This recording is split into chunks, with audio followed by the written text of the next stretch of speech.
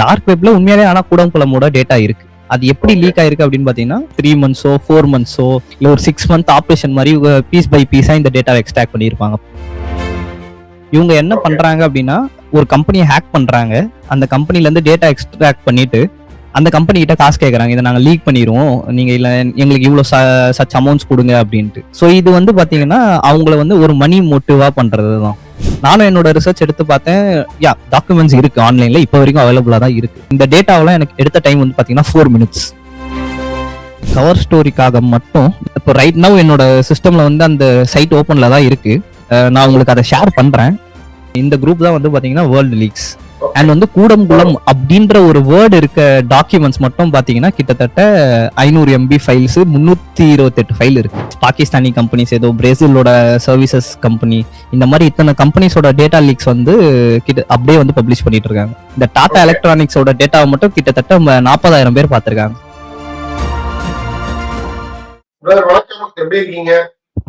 நான் நல்லா இருக்கேன், நீங்க எப்படி இருக்கீங்க? ரொம்ப நாள் ஆச்சு. செய்தி பார்த்திருப்பீங்க, கூடங்குளம் அணு உலையோட பாதுகாப்பு கேள்விக்குறி அப்படின்ற மாதிரியான செய்திகள் போயிட்டு இருக்கு. பட் அதோட தரவுகள் வந்து டார்க் வெப்ல லீக் ஆயிருக்கு அப்படின்னு சொல்லப்படுது. ஃபர்ஸ்ட் அது உண்மைதானா? ஆக்சுவலா வந்து பாத்தீங்கன்னா டைரக்டா கூடங்குளம் ஹேக் பண்ணல யாரும். ஃபர்ஸ்ட் அதை ரொம்ப தெளிவுபடுத்திக்கணும். யாரும் கூடங்குளம் ஹேக் பண்ணல இப்போதைக்கு. இப்ப வந்திருக்க தகவல் படி என்ன நடந்திருக்கு அப்படின்னு பாத்தீங்கன்னா டார்க் வெப்ல உண்மையாலே ஆனா கூடங்குளமோட டேட்டா இருக்கு. அது எப்படி லீக் ஆயிருக்கு அப்படின்னு பாத்தீங்கன்னா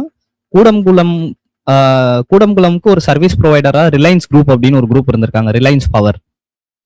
ஸோ ஆக்சுவலா வேர்ல்டு லீக்ஸ் அப்படின்ற ஒரு ரேன்சம் வேர் டேட்டா எக்ஸ்டார்ஷன் குரூப் அப்படின்னு சொல்லுவாங்க அவங்கள. அவங்க என்ன பண்ணிருக்காங்க பாத்தீங்கன்னா ரிலையன்ஸ் பவரை ஹேக் பண்ணி அவங்க டேட்டாஸ் எல்லாத்தையும் ஸ்டீல் பண்ணியிருக்காங்க. ஸோ அந்த டேட்டா ஸ்டீல் பண்ணதுனால என்ன ஆயிருக்குன்னு பார்த்தீங்கன்னா ரிலையன்ஸ் பவர் வந்து கூடங்குளம்க்கு நிறைய இன்டர்னல் ஒர்க்ஸ் நிறைய பண்ணியிருக்காங்க. இந்த மாதிரி ஃப்ளோர் கட்டுறதா இருக்கட்டும், கன்ஸ்ட்ரக்ஷன் ஒர்க், பவர் இண்டஸ்ட்ரியை பொறுத்த வரைக்கும் அவங்க நிறைய அவங்களுக்கு ப்ராஜெக்ட்ஸ் பண்ணி கொடுத்ததுனால அதோட ரொம்ப சென்சிட்டிவான டாக்குமெண்ட்ஸ், ஃப்ளோர் பிளான்ஸ், அந்த மாதிரி பிளான்ஸ் எல்லாம் வந்து பார்த்தீங்கன்னா அவங்க கிட்ட இருந்திருக்கு. அது எல்லாமே வந்து இந்த ரிலையன்ஸ் குரூப்போட டேட்டா லீக் ஆயிருக்கு.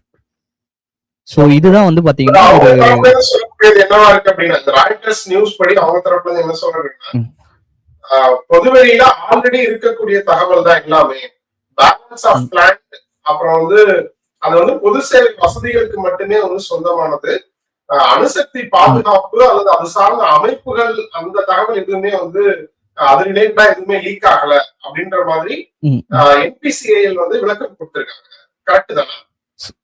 ஸோ இப்போதைக்கு பார்த்தீங்க அப்படின்னா இதெல்லாம் பப்ளிக் டாக்குமெண்ட்ஸ் அப்படின்னு சொல்றாங்க.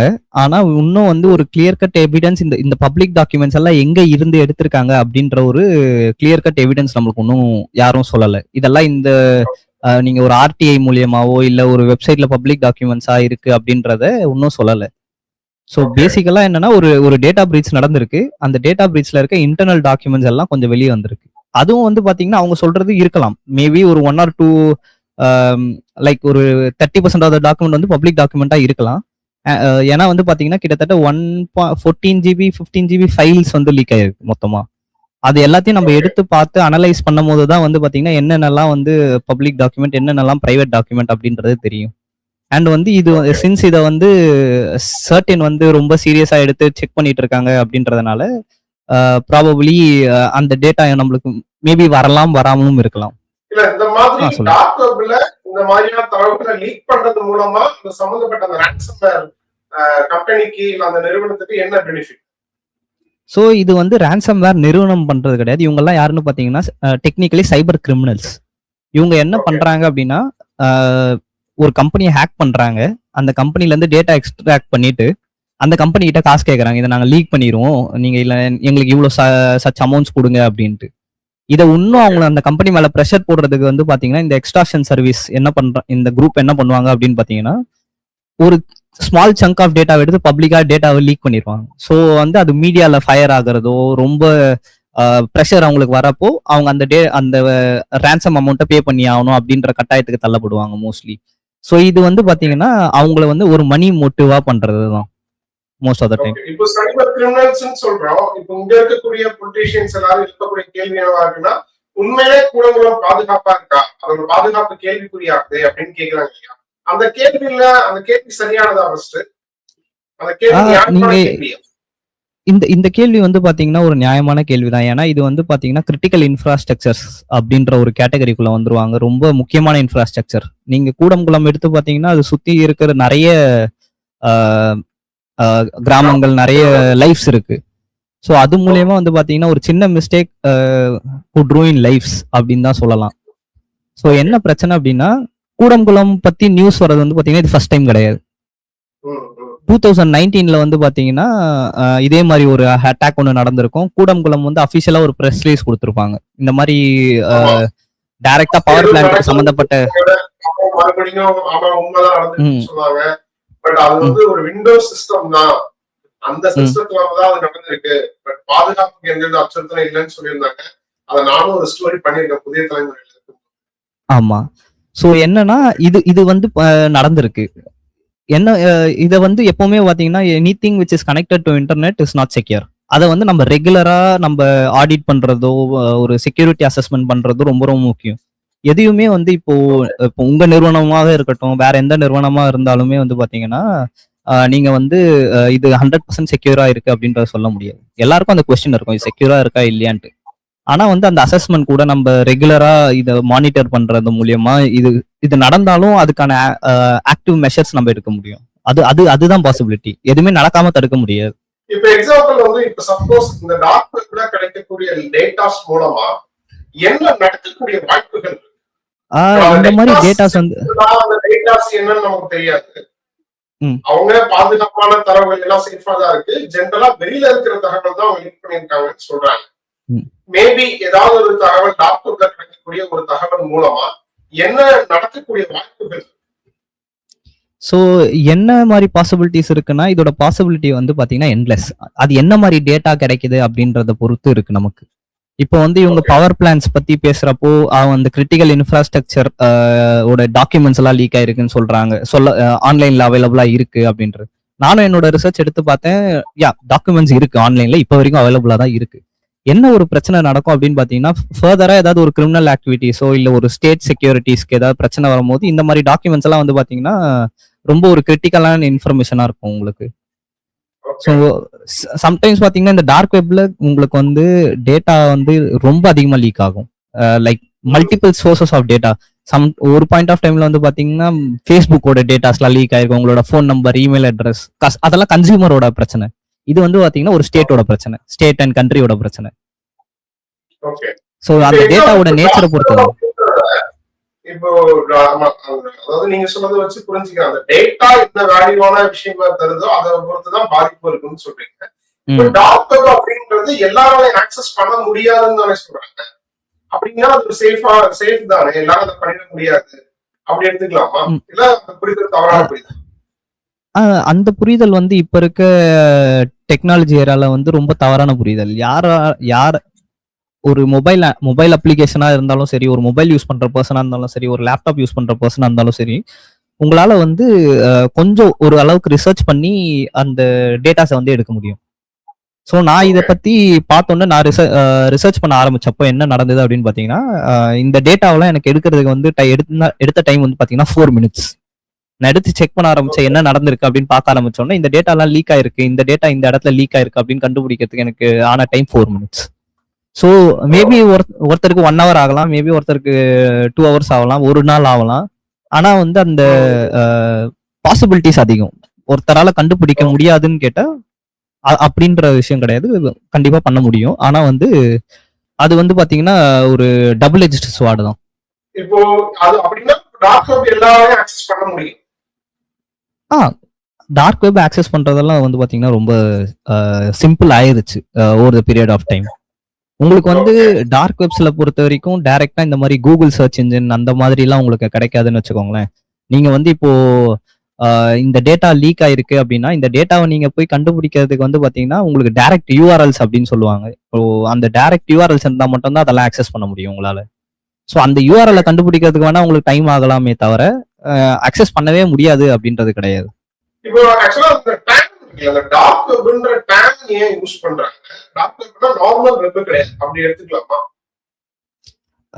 இந்த டார்க் வெப் அப்படின்றது வந்து பாத்தீங்கன்னா, ஏன் டார்க் வெப் அப்படின்னு சொல்றாங்க அப்படின்னு பாத்தீங்கன்னா, நீங்க வந்து நார்மலா யூஸ் பண்ணக்கூடிய கூகுளோ, வேற ஏதாவது சர்ச் இன்ஜின்ஸோ என்ன பண்ணும் அப்படின்னு பாத்தீங்கன்னா, சர்ஃபேஸ் லெவல்ல இருக்கிறது எல்லாத்தையுமே இண்டெக்ஸிங் பண்ணும். ஓகேங்களா? நீங்க என்ன தேடுறீங்களோ உங்க கீவேர்டுக்கு ஏத்த மாதிரி இண்டெக்ஸ் பண்ணும். இந்த டார்க் வெப் எல்லாம் என்னன்னு பாத்தீங்கன்னா, எல்லாமே பியர் டு பியர்.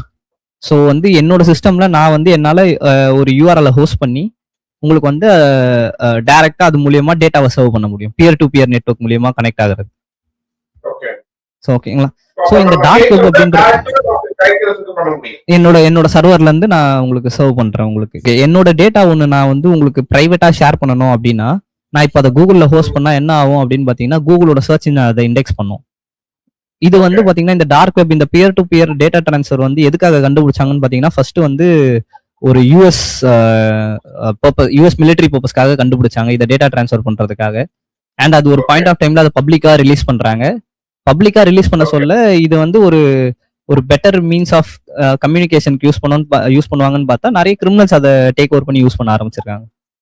ஸோ இதுவும் வந்து பாத்தீங்கன்னா ஒரு டெவலப்மெண்டால ஒரு கவர்மெண்ட் ப்ராஜெக்ட், இதை எப்படி ஆக்சஸ் பண்றது அப்படின்றது. இப்போ அந்த கூடங்குளம் விஷயத்துல எடுத்துக்கிட்டோம் அப்படின்னா, இப்ப எக்ஸாம்பிள் வந்து நான் இது வரைக்கும் கேள்விப்பட்ட வரைக்கும், இப்ப கவர்மெண்ட் சேஃப்டி சிஸ்டம் எக்ஸாம்பிள் ஒரு டேம் இருக்கு அப்படின்னா, அந்த டேம் வந்து டிஜிட்டலா இருக்கும்போது, டெக்னிக்கலா இருக்கும்போது, இப்போ அந்த டேம்ல தண்ணி அளவு இவ்வளவுதான் இருக்கணும், குறிப்பிட்ட அளவு தான் இருக்கணும், அதுக்கு மேல வந்துருச்சு அப்படின்னா ஏதாவது அலாரம் நமக்கு வந்து அலர்ட் பண்ணணும் அப்படின்ற மாதிரி செட் பண்ணி வச்சிருக்காங்க. அப்படின்னும் போது இப்ப அதோட டேட்டா டார்க் வெப்ல கிடைக்குது. அந்த டார்க் வெப் டேட்டா எடுத்து யாரோ ஒரு ஹேக்கர் வந்து அந்த தண்ணி அளவு கூட்டுறத அந்த அலர்ட் பண்றதுக்கான அந்த மிஷினை ஆஃப் பண்ணி வைக்க முடியும். ஆஃப் பண்ணி வச்சுட்டாங்கன்னா அது மிகப்பெரிய டேஞ்சர் ஆகும் அப்படின்லாம் ஒரு செய்திகள்ல படிச்ச வெளிநாடுகள்ல இப்படியும் டைப் பண்ணாங்க அப்படின்னு செய்திகள்லாம் நடந்தது. சோ இந்த மாதிரியும் நடக்க வாய்ப்புகள் இருக்கா? நீங்க வந்து 2019 இன்சிடென்ட் எடுத்து பாத்தீங்கன்னா எல்லாரோட கன்சர்ன் வந்து பாத்தீங்கன்னா இதுவா தான் இருந்தது. ஏன்னா வந்து இப்போ நடந்த மாதிரி ரிலையன்ஸ் குரூப் மூலியமா டேட்டா லீக் ஆகல, டைரக்டா அவங்க சிஸ்டம் காம்ப்ரமைஸ் ஆயிருந்தது. ஸோ அந்த சிஸ்டம் வந்து அந்த சிஸ்டம்க்கு என்ன மாதிரி எலிவேட்டட் ப்ரிவிலேஜஸ் இருந்தது, அது எந்த சிஸ்டமால என்னென்னலாம் பண்ண முடியும் அப்படின்றது வந்து பாத்தீங்கன்னா நமக்கு தெரியாம இருந்துச்சு. அது பப்ளிக்காவும் டிஸ்க்ளோஸ் பண்ணல. டிஸ்க்ளோஸ் பண்ணாததும் ஒரு வகையில நல்லதுதான் வச்சுக்கோங்களேன். மேபி அந்த இடத்துல இருந்து என்னென்ன சிஸ்டம்க்குலாம் ஆக்சஸ் இருந்தது, அந்த இதை வந்து பண்ணது வந்து பாத்தீங்கன்னா லார்சஸ்னு ஒரு நார்த் கொரியன் குரூப் அப்படின்றது தான் வந்து பரவாயில்ல இருக்கக்கூடிய தகவல். ஸோ அவங்க கிட்ட வந்து பாத்தீங்கன்னா என்ன மாதிரி எந்த அளவுக்கு ப்ரிவிலேஜ் இருந்தது, எந்த மாதிரி சிஸ்டம்க்கு அவங்க கிட்ட ஆக்சஸ் இருந்தது. சப்போஸ் அந்த சிஸ்டம்க்கு அவங்களுக்கு ஆக்சஸ் இருந்தது அப்படின்னு பாத்தீங்கன்னா உங்களால வந்து நீங்க சொல்லக்கூடிய ஆக்ஷன்ஸை பண்ண முடியும். அப்படின்னா ஒரு எக்ஸ்ட்ரீம் லெவல் த்ரெட் தான் இல்லையா? இது நீங்க இது வந்து பாத்தீங்கன்னா லார்சஸ் வந்து north Korean state sponsored group அப்படின்னு பாத்தீங்கன்னா இது வந்து ஒரு நேஷனல் செக்யூரிட்டி இஷ்யூ அப்படின்னு பாத்தீங்கன்னா. சோ இந்த மாதிரி அட்டாக்ஸ் வந்து இந்த மாதிரி அட்டாக்ஸ் வந்து பாத்தீங்கன்னா ரெகுலரா எல்லா கண்ட்ரீஸும் அவங்களோட ஸ்டேட் ஸ்பான்சர்ட் குரூப்ல வச்சு பண்ணிட்டே தான் இருப்பாங்க. So it is about time how we எவ்வளவு சீக்கிரம் நம்ம அதை வந்து அந்த அட்டாக்கை டிடெக்ட் பண்ணி அந்த இதுவை பேட்ச் பண்றோம், அந்த லூப் ஹோலை பேட்ச் பண்றோம் அப்படின்றது தான் வந்து பாத்தீங்கன்னா ரொம்ப முக்கியமான விஷயம். ஓகே, இப்போ இந்த மாதிரியான விஷயங்கள்லாம் நடக்க கூடாது, சேஃப் அண்ட் செக்யூரா இருக்கிறதுக்கு என்ன பண்ணணும்? ஸோ ஃபர்ஸ்ட் திங், இந்த மாதிரி விஷயங்கள் நடக்க கூடாது அப்படின்றது ஒரு மித்து. நடக்காதுன்னு சொல்லவே முடியாது நம்மளால. எந்த ஒரு சிஸ்டமுமே வந்து பாத்தீங்கன்னா ஒரு 100% செக்யூரா இருக்கு அப்படின்னு யாராலையும் எந்த கிளைமும் பண்ண முடியாது. நம்மளால என்ன பண்ண முடியும் அப்படின்னு பாத்தீங்கன்னா ரொம்ப ஹைலி ஒரு நல்ல டேலண்டட் பீப்புள்ஸோ நல்ல ஒரு டேலண்டட் நிறுவனத்துக்கிட்டயோ கொடுத்து ரெகுலரா இந்த சர்வீசஸ் எல்லாம் செக்யூரிட்டி ஆடிட் பண்றது மூலியமா ஒரு 90% 99% வந்து நம்ம வந்து okay we are way within the border அப்படின்ற இது பண்ணலாம். அண்ட் வந்து ஒரு குவிக் ரெஸ்பான்ஸ் டீம் வந்து இதை இவங்களோட ஒரு சாக் டீம்னு சொல்லுவாங்க. அவங்க சாக் டீம் வந்து இதை அப்படியே மானிட்டர் பண்ணிட்டே இருக்காங்க அப்படின்னா மேபி வந்து அவங்களுக்கு வந்து ஏதாவது அட்டாக் நடந்தாலும் அது வந்து ஈஸியா தெரிய வந்துடும். தெரிய வந்தோடனே என்னன்னு பாத்தீங்கன்னா அதை ஈஸியா வந்து அதை கண்டுபிடிச்சு அதை ஒரு ஸ்டார்டிங் டைம்லயே வந்து க்ளோஸ் பண்ண முடியும், அதை ஸ்டாப் பண்ண முடியும். அந்த டேட்டாவை நீங்க பாத்தீங்களா? உங்களுக்கு ஏதாவது அது மூலமா புரிஞ்சுதான்னு கேக்குறேன். டிபார்ட்மெண்ட்டுக்கும் சம்பந்தமே கிடையாது. இப்படி ஒரு டேட்டா பார்க்கும்போது அந்த டேட்டா என்ன இருக்குன்றத பார்க்கும்போது ஒரு டெக்னிக்கல் பர்சனா உங்களுக்கு என்ன புரிஞ்சு? ஸோ மேபி கவர் ஸ்டோரிக்காக மட்டும் நான் என்ன பண்றேன்னு பார்த்தீங்கன்னா, இப்போ ரைட் நவ் என்னோட சிஸ்டம்ல வந்து அந்த சைட் ஓப்பன்ல தான் இருக்கு.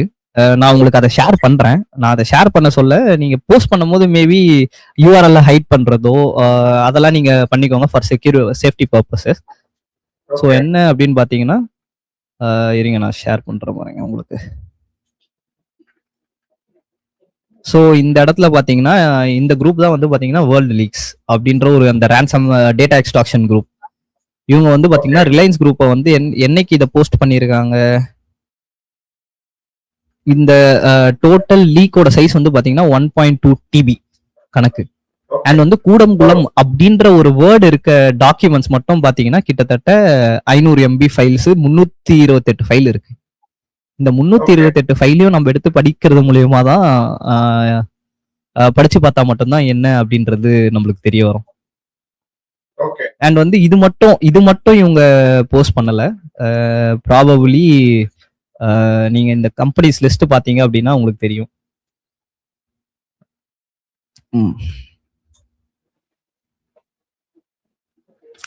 பாத்தீங்கன்னா டாடா எலக்ட்ரானிக்ஸ், டாடா ட்ரிட்டி group of companies, Pakistani companies, ஏதோ பிரேசிலோட சர்வீசஸ் கம்பெனி, இந்த மாதிரி இத்தனை கம்பெனிஸோட டேட்டா லீக்ஸ் வந்து அப்படியே வந்து பப்ளிஷ் பண்ணிட்டு இருக்காங்க. இந்த டாடா எலக்ட்ரானிக்ஸோட டேட்டாவை மட்டும் கிட்டத்தட்ட 40,000 பேர் பார்த்திருக்காங்க இது வரைக்கும்.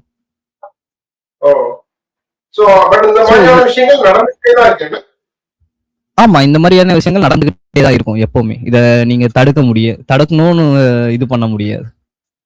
ஓகே. அப்ப இது மூலமா நம்ம சொல்ல வேண்டியது எந்த அளவுக்கு நம்ம செக்யூரை வந்து அதிகப்படுத்துறோமோ அந்த அளவுக்கு நம்மளால சேஃபா இருக்க முடியும்ன்றதுதான். நம்ம செக்யூரிட்டி அதிகப்படுத்துனதுன்றதை விட நம்ம எவ்வளவுக்கு எவ்வளோ அந்த டிடெக்ஷனை சீக்கிரமா கண்டுபிடிக்கிறோமோ அவ்வளவுக்கு எவ்வளோ நல்லது. இந்த 1.2 டிபி டேட்டாவை அவங்களால வந்து ஒரே நாள்ல எக்ஸ்ட்ராக்ட் பண்ணியிருக்க முடியாது. அது அவங்களோட செக்யூரிட்டி ஃபீச்சர்ஸ், அதாவது செக்யூரிட்டி டூல்ஸ் வந்து இதை கண்டிப்பா கண்டுபிடிச்சிருக்கும். ஸோ இதை வந்து ஒரு 3 monthsோ 4 monthsோ இல்லை ஒரு 6 month ஆப்ரேஷன் மாதிரி பீஸ் பை பீஸா இந்த டேட்டாவை எக்ஸ்ட்ராக்ட் பண்ணியிருப்பாங்க. லைக் அவங்க சொன்னதை செஞ்சிருந்தாங்க அப்படின்னா. ஓகே. சோ இத வந்து சாதாரணமா செய்தியாவும் கடந்து போக முடியல. ஒரு பயங்கர பயப்பட வேண்டாம் அப்படின்னு நம்ம கடந்து போக முடியாத ஒரு செய்தியா தான் இருக்கு. உங்களோட நேரத்துக்கும் கருத்துக்கும் ரொம்ப நன்றி. நன்றி குரு.